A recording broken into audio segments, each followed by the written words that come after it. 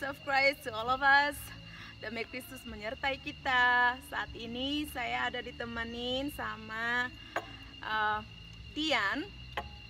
Oke, dia adalah junior saya di kampus misi, di sekolah misi penginjilan. Ya, dan saat ini Dian akan cerita gimana jejak-jejak dia sampai dia akhirnya memutuskan menjadi hamba Tuhan sebagai misionaris dan mengambil kuliah di misi di tempat saya pernah kuliah. Oke. Dan langsung aja Dian, gimana ceritanya? Kamu mungkin bisa cerita latar belakang atau seperti apa. Kamu dulunya memang sudah setia, artinya sudah dekat sama Tuhan atau gimana? Jadi gini Kak Rita, dulu itu saya bukan dari keluarga Kristen ya, bukan dari orang yang mengenal Tuhan. Dulu saya dari kebetulan saya agamanya Muslim dulu.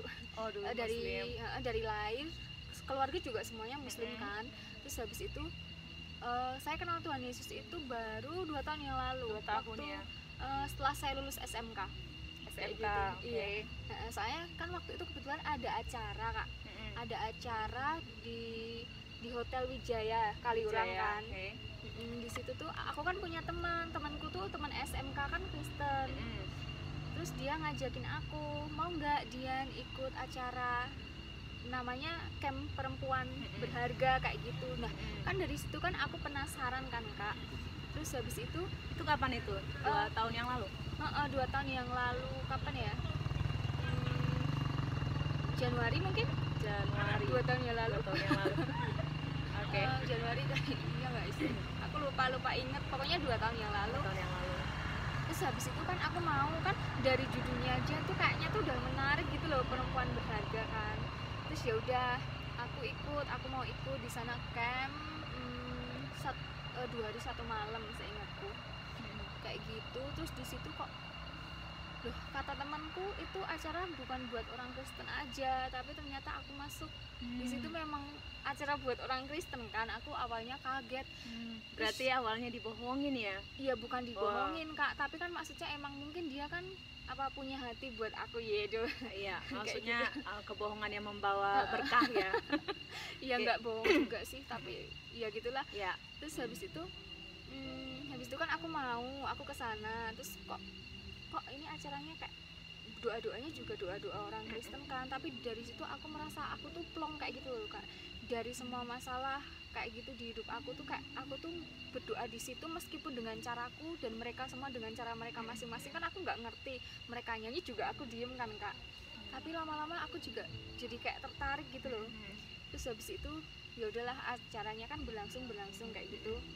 Terus pas paginya mau check out kan dari acara itu udah mau selesai. Terus aku ketemu sama salah satu kakak rohaniku kan, waktu di situ kan dibagi kelompok-kelompok kayak gitu.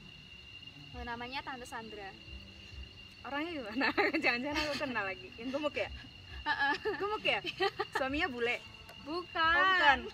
Pokoknya Tante Sandra. Beda orang berarti. Terus habis itu Tante Sandra tuh bilang, Dian jangan pulang dulu ya, kayak gitu. Bilang ayo ketemu pastor dulu.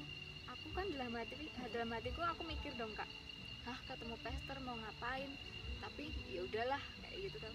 Terus malah aku diajakin janjian kan sama Tante Sandra sama pastor. Aku nggak tahu awalnya, maksudnya mungkin mereka mau jadiin aku Kristen kali ya, aku kayak gitu toh dalam hatiku. Terus ya udahlah aku mau aja. Terus setelah itu selang mungkin kayak seminggu kemudian gitu aku janjian sama mereka di Emalta. Emalta Kaliurang kan. Terus ya udah aku kayak ditanyain ya banyak hal lah gitu sama Pastor Heru namanya di sana. Pastor Heru sama istrinya, terus habis itu Tante Sandra sama suaminya, terus sama aku juga. Ya udahlah, pokoknya di situ banyak hal. Terus semakin lama kan aku makin dituntun buat percaya sama Tuhan Yesus. Terus akhirnya entah kenapa dalam hatiku tuh aku nggak mau nolak kayak gitu loh. Sekalipun tujuan dari aku ikut acara itu tuh bukan untuk pindah Kristen, tapi emang untuk supaya aku tahu apa ya, bahwa perempuan itu berharga. Udah cukup tok di situ kan. Terus ya udahlah, habis itu kan di Emalta itu kan dijanjiin lagi besok mau nggak ikut baptis, langsung ditembak ikut baptis. gitu. Terus pada akhirnya tanggal berapa ya, 25 Maret 25 Maret itu aku dibaptis Kak. Puji Tuhan. Itu harus diingat loh tanggalnya. Harus diingat. Oke. Itu tuh, tapi sebelum aku baptis kan aku kan sempet kayak bimbang, kayak dalam hatiku tuh ragu-ragu, ini bener nggak sih aku pindah Kristen kayak gitu. Kalau aku pindah Kristen pasti orang tua aku marah karena aku kayak gitu kan mikirnya. Terus habis itu aku pokoknya aku tuh bergumul, aku mikir, aku sampai searching di Google tentang Kristen kayak gitu loh.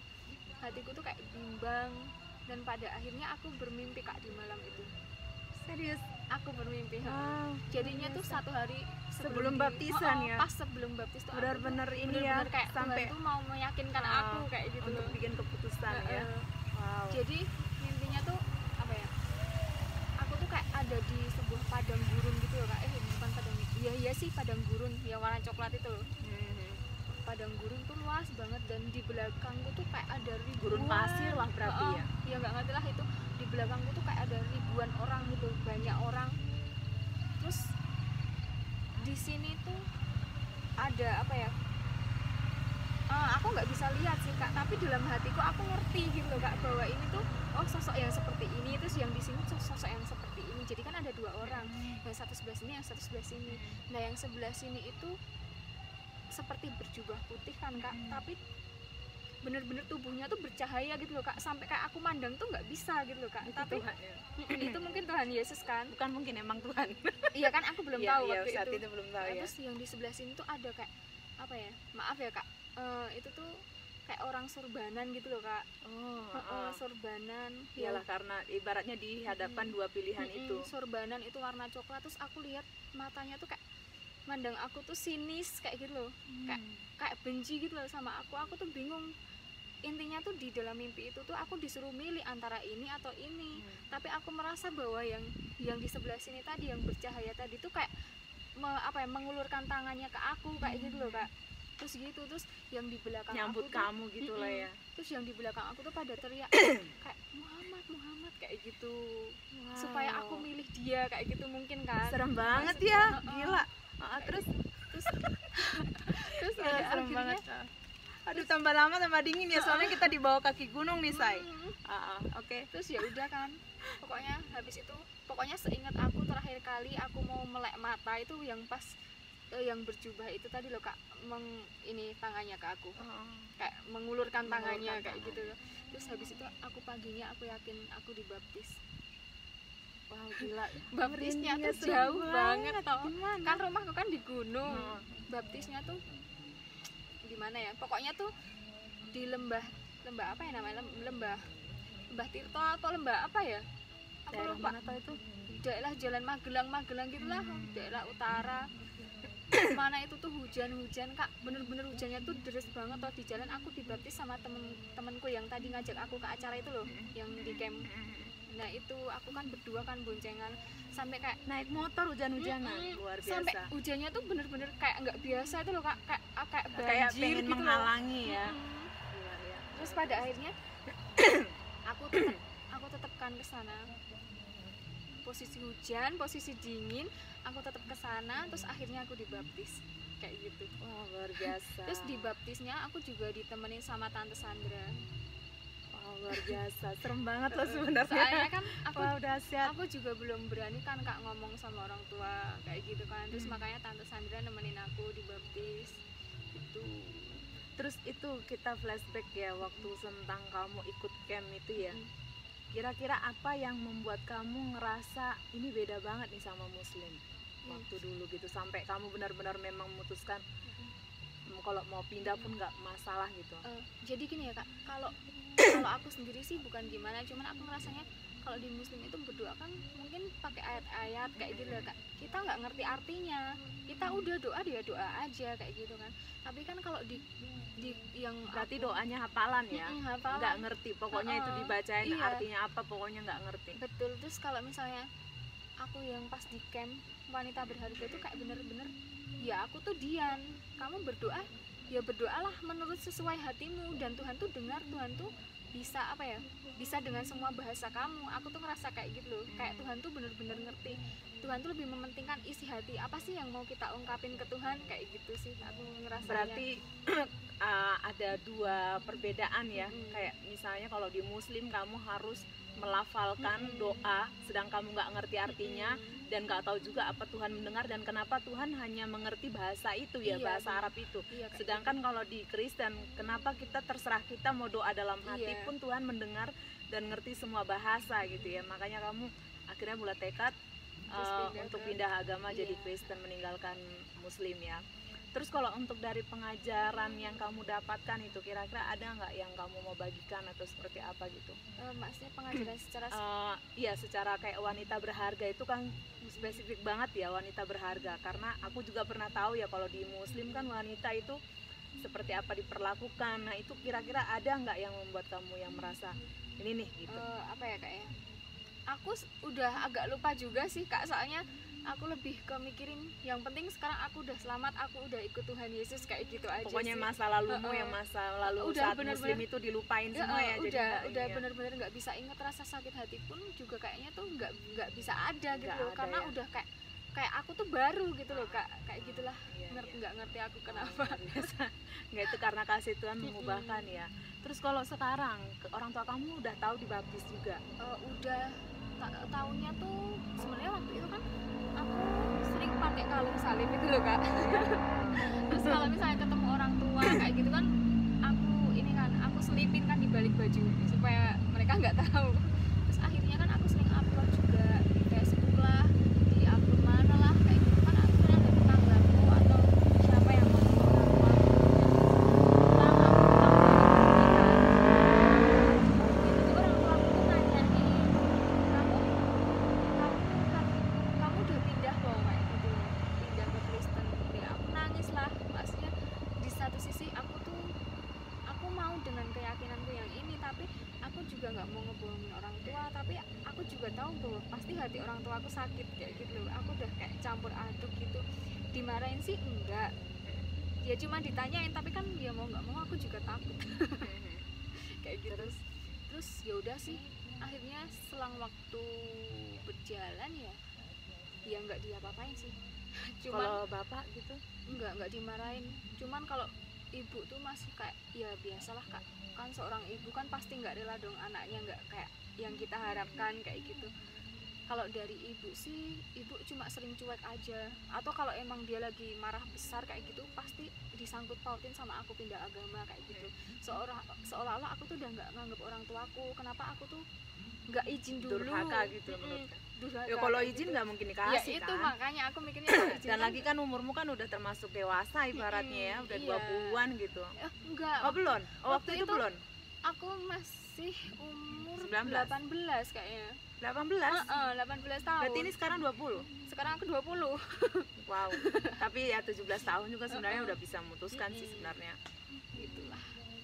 Wow, luar biasa. Jadi kalau sekarang itu ceritanya kalau di rumah sikap orang tua biasa aja ya, nggak ada yang.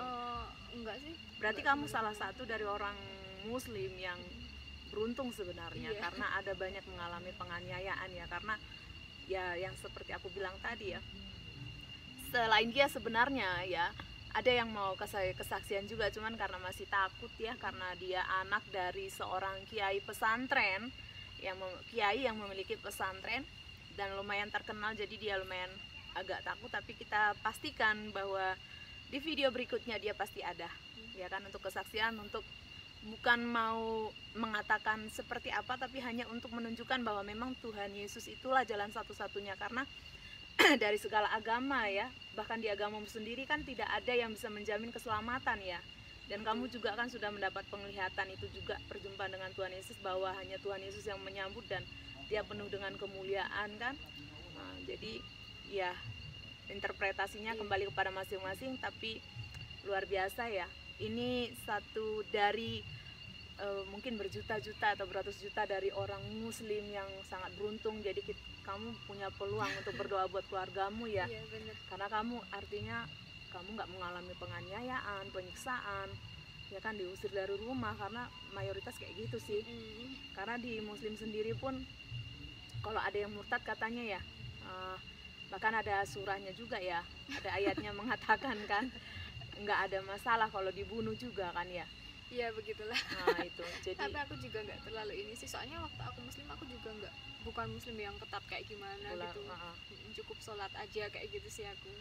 Ya untungnya karena dari Jogja juga kan, orang tua Yogyakarta kan lumayan ya dibanding yang lain, mungkin lebih apa ya, pola pikirnya lebih maju atau lebih wawasannya lebih luas, karena kan Jogja kota pelajar, banyak suku ataupun bangsa lain juga di Yogyakarta, jadi udah berbaur gitu ya. Iya. Jadi nggak terlalu yang gimana gitu, nggak terlalu kolot ibaratnya ya, bukan muslim kolot. Tapi kalau aku gini sih kak, maksudnya ya oke lah, kita punya keyakinan kita masing-masing kayak gitu lah. Kalau misalnya memang orang tua aku mau dengan keyakinannya ya nggak apa-apa, walaupun sebenarnya aku juga pasti punya keinginan lah Kerinduan. tapi kan aku tidak memaksakan gitu. Yang Betul. penting Karena kamu juga dulu juga nggak dipaksakan juga, jadi yang itu penting kan, saatnya Tuhan ya. apapun yang emang udah Tuhan mau pasti akan Tuhan tangkap dan pasti akan tertangkap, nggak mungkin lepaskan. Begitu juga orang tuaku, karena perjalanan aku ketemu Tuhan tuh bener-bener sesuatu yang nggak terduga. Jadi menurut aku kalau Tuhan aja bisa lakuin ke aku yang nggak baik ini, apalagi ke orang tua Dian yang baik ke Dian, pasti Tuhan lebih bisa. Cuma kita tinggal nunggu waktunya ya. kayak gitu ya, sih. luar biasa.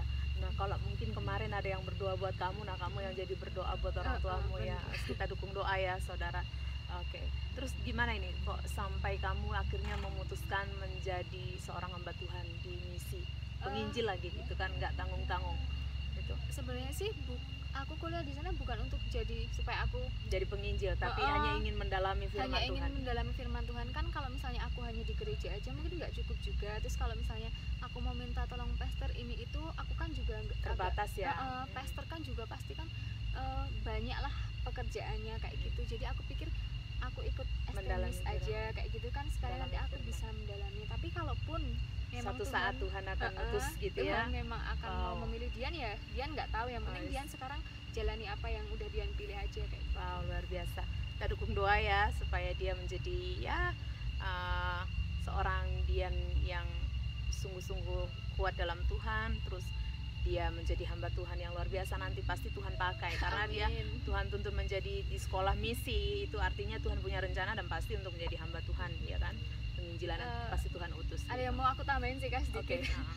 Jadi waktu aku pindah Kristen itu, bahkan setelah aku dibaptis atau lama setelah aku dibaptis itu, aku tuh belum bener-bener kenal kayak Tuhan tuh yang kayak gimana. Walaupun aku tahu itu Tuhan Yesus kayak gitu, tapi aku belum ngerti kayak sebenarnya apa sih maksudnya Tuhan, apa sih maunya Tuhan dalam hidup aku kayak gitu. Terus aku tuh mulai bener-bener kenal Tuhan Yesus tuh waktu waktu aku sering baca Alkitab. Jadi bener-bener Alkitab tuh emang bener-bener penerang banget. Soalnya kan waktu itu aku banyak waktu luang kan Kak, terus habis itu aku bingung mau ngapain, terus aku baca aja tuh Alkitab, baca terus ya nggak ngerti artinya sih, pokoknya baca aja. Tapi lama-lama kayak ada sesuatu yang meresap di hatiku gitu loh Kak. Terus lama-lama aku jadi ngerti banyak hal tentang Tuhan. Bahkan kalau aku mimpi buruk pun Tuhan tuh pasti tuh ada. Tuhan ada di situ. Tuhan ada di situ. Aku pernah sih Kak mimpi kayak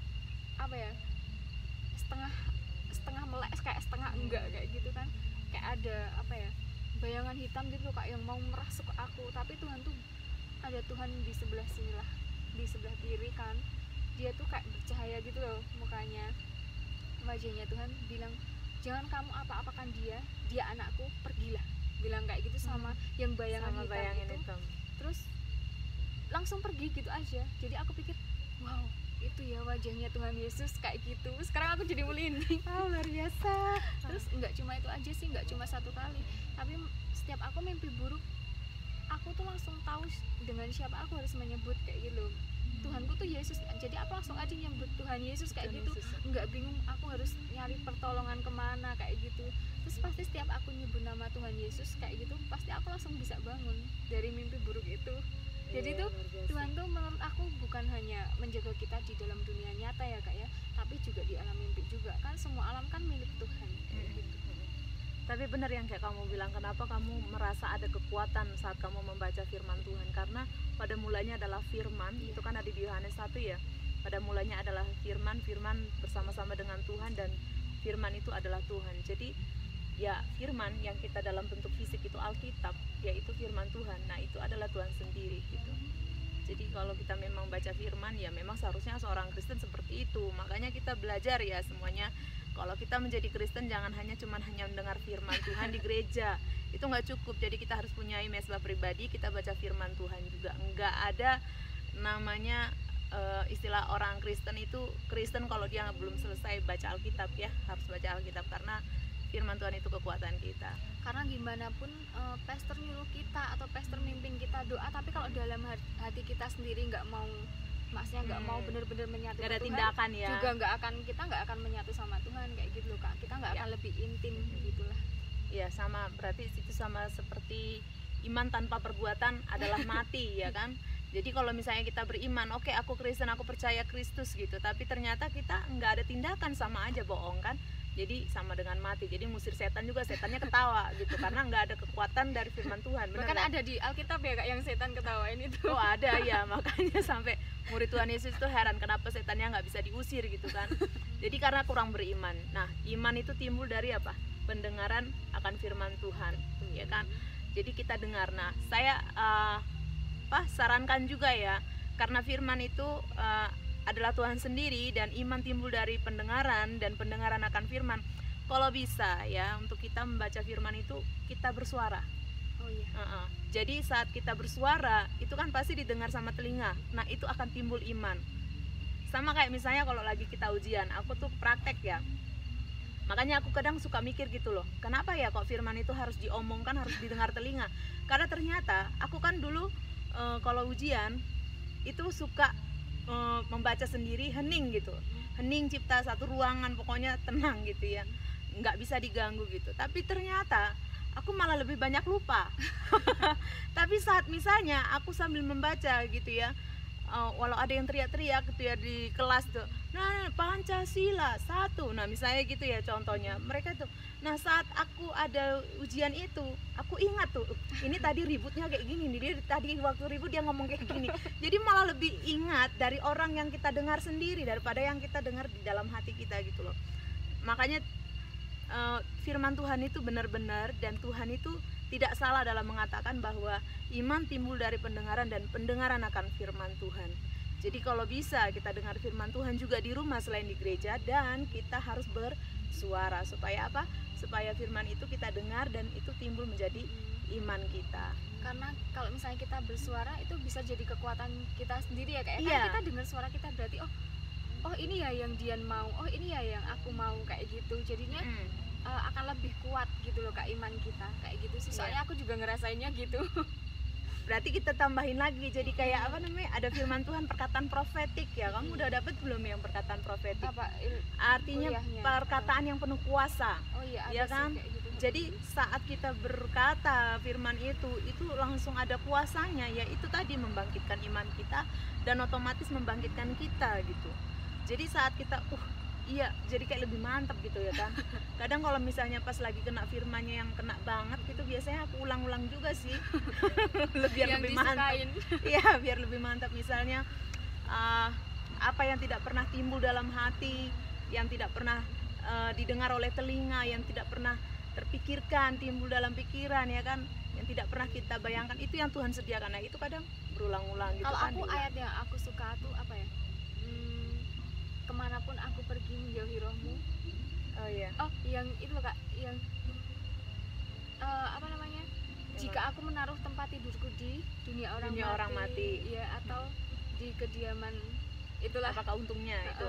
Bukan. Jadi intinya tuh tetap Tuhan tuh yang tetap aku tidak bisa menjauh daripada kasih. Oh iya bener kayak gitu. Jadi ya udahlah. Pokoknya dimanapun berada, sekalipun di dunia orang mati, namanya kasih Tuhan selalu ada ya kan.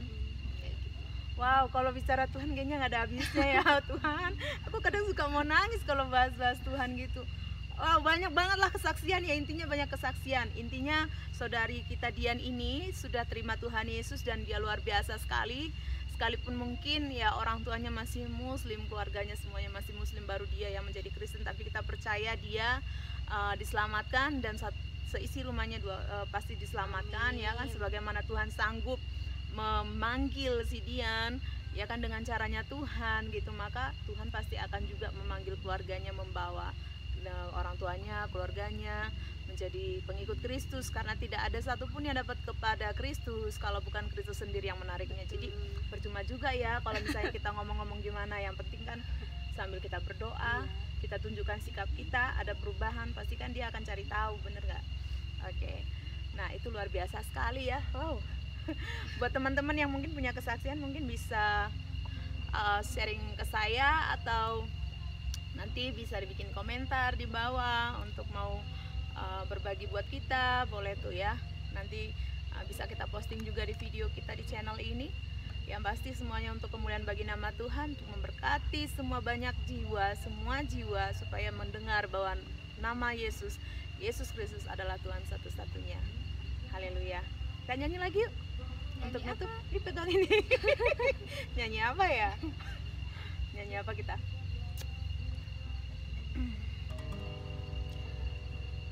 Kamu tahu lagi ini nggak? Saya mau iring Yesus. Nggak tahu ya? Lagunya simple, kamu ikut aja kali ya? Oh iya, yaudah aku dengerin aja kalau gitu. Enggak dong. Enggak apa-apa. Kamu ikut nanti kita tarik tanda deh. Saya mau iring Yesus. Ya, nyanyi aja dulu.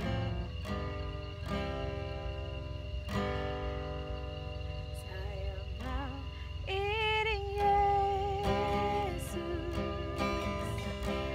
Saya mau iring Yesus sampai selama-lamanya. Saya mau iring Yesus